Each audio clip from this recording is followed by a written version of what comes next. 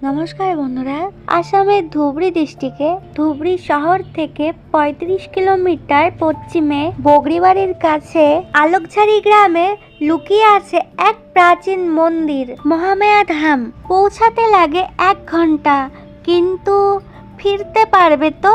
কাঁচা রাস্তা, পুরনো সিঁড়ি।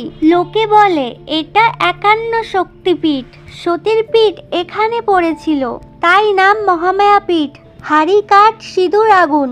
এবার আসল কথা, মন্দির জাগ্রত না অন্য কিছু? দুর্গাপুজোয় এখানে পাঠা বলি হয়, রক্তে ভেজে মাটি। লোকে বলে বলির পর রাতে মন্দির থেকে নারীর কণ্ঠের হাসি শোনা যায়। কেউ বলে মা খুশি হন, আবার কেউ বলে এটা মা না, এটা অন্য কিছু। বন্ধুরা, কে কে এই মন্দিরে গিয়েছো আমাকে কমেন্ট করে জানাও। ভিডিও ভালো লাগলে আমার চ্যানেলটি সাবস্ক্রাইব করে দাও। বন্ধুরা, টাটা।